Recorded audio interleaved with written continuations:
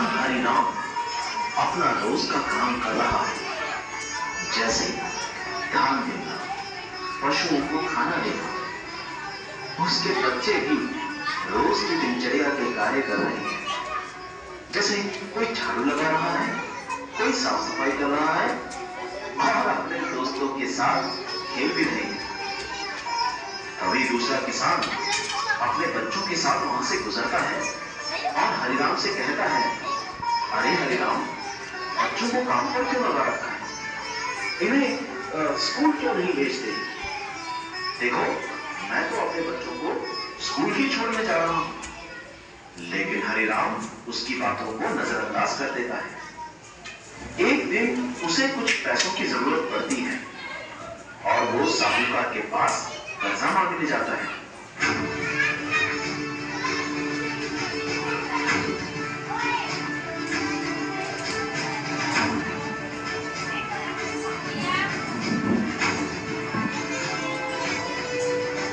साहूकार चालाकी से गलत कागजों पर उसका अंगूठा लगवा देता है और धोखे से उसकी जमीन अपने पास गिरवी रख लेता है।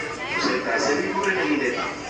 हरिराम की हालत दिन ब दिन खराब होती जा रही है और उसके लिए बहुत मुश्किल होता जा रहा है कि वो अपने परिवार के लिए 2 वक्त की रोटी भी जुटा सके। बच्चे भूखे प्यासे बिलख रहे हैं क्योंकि उनके पास पेट भर खाना है ही नहीं। निकलता है घर से पेट भर सपने की चाह में बाहर, अनिश्चितता के मकर जाल में बुनता रहता है सपना बन। कभी सपना उसका पार पा जाता है और पेट भर सपने जितना वो कमा पाता है, कभी भूखे पेट ही संग उसका सपना भी सो जाता है। इसी दौरान हरिराम के बच्चे अपने माता पिता को बिना बताए चुपके से हाथ में एक कटोरा लेकर भीख मांगने निकल पड़ते हैं।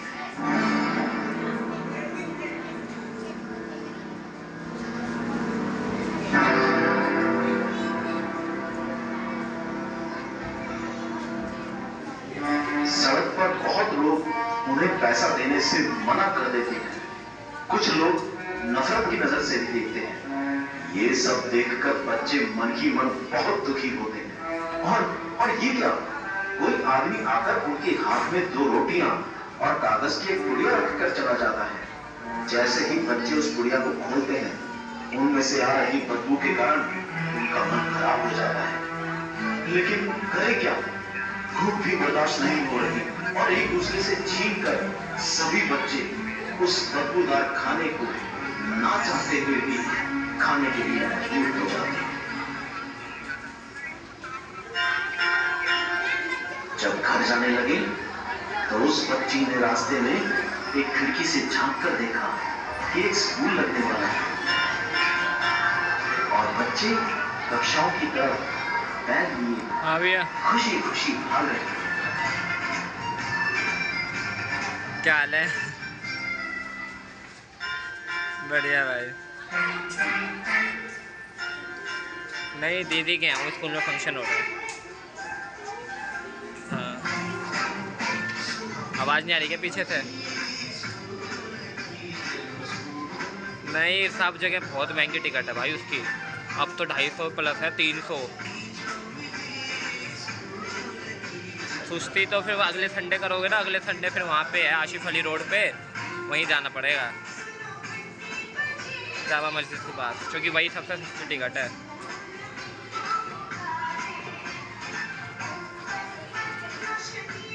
अच्छा, अरे तो ग्रुप में चलेंगे ना, एक तो थोड़ी ना जाएंगे। अच्छा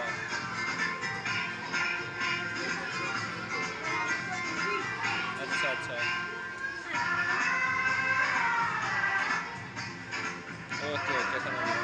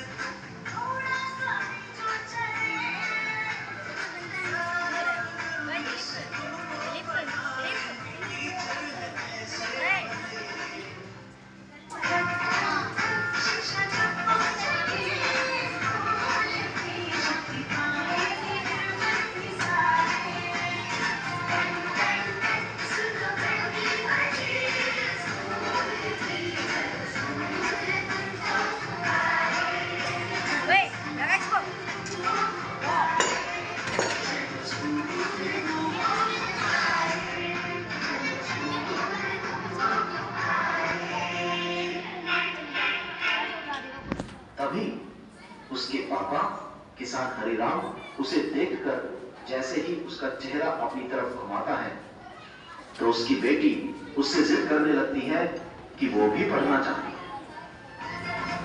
किसान उससे वादा करता है कि जब उसकी फसल कट जाएगी तो वो उसे स्कूल जरूर भेजेगा।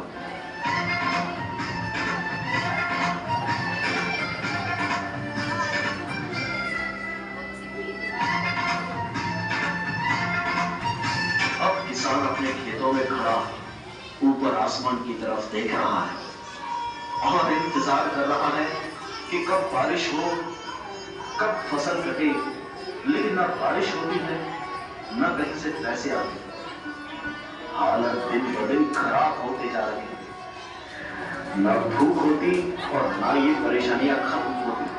जिंदगी अब तो बोझ लगने लगी थी।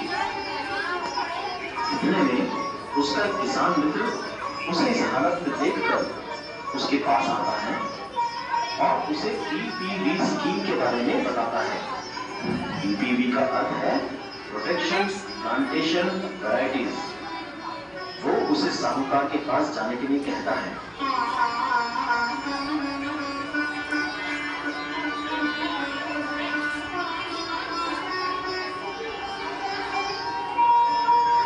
हरिराम जाकर साहूकार से कहता है कि सरकार द्वारा बनाई गई योजना के तहत किसान को सूखा पड़ने पर कुछ पैसा दिया जाता है, लेकिन साहूकार कहता है कौन सा पैसा लेने आए हो?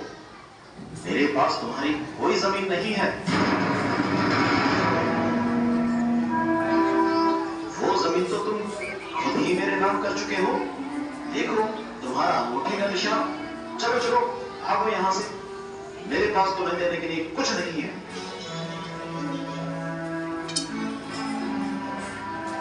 अब हरिराम चिंता और तनाव के कारण बीमार पड़ने लगता है। हमारे देश में इन्हीं परिस्थितियों के कारण किसान लोग आत्महत्या जैसा जघन्य अपराध कर बैठते हैं। घर में खाना, कपड़ा और दूसरी चीजों की कमियों ने मां को मजबूर कर डाला उन छोटे बच्चों को स्कूल की जगह घरों और कारखानों, यहां तक कि दुकानों पर काम करने के लिए।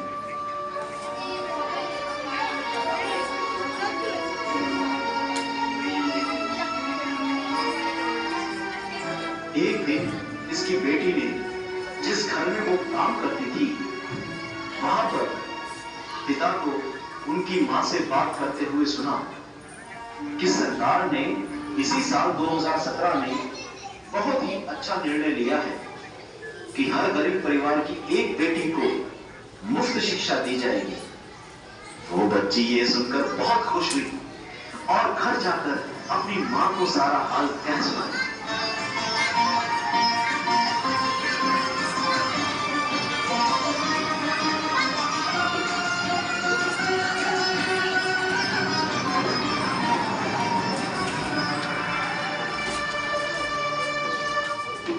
अब मां अपनी बेटी को पाठशाला में एडमिशन दिलाने चल पड़ती है। ये बच्ची पढ़ लिख कर अपने गांव के लिए बहुत कुछ करना चाहती है।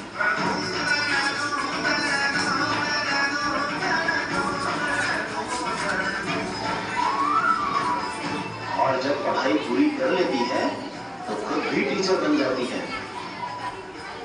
और सभी किसानों को समझाती है कि वो ना सिर्फ अपने बच्चों को स्कूल भेजें बल्कि खुद भी पढ़ाई सीखें। और जब किसान कहते हैं कि हम इतने बड़े होकर कैसे पढ़ें, तब वो कहती है कि आपकी ये पढ़ाई लिखाई ही है जो देश की गरीबी को मिटाएगी और गरीबी से मुक्त होकर ही देश तरक्की करेगा। तभी इस गांव में उजाला आएगा और हमारा देश तरक्की करेगा।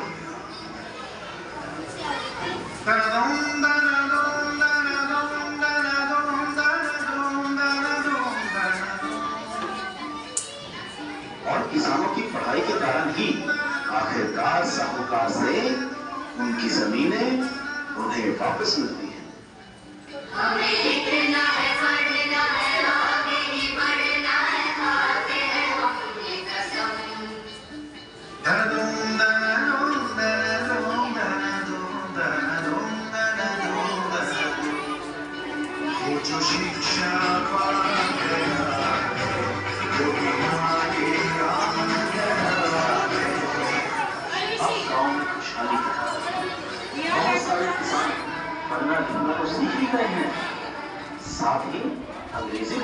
आ गई है।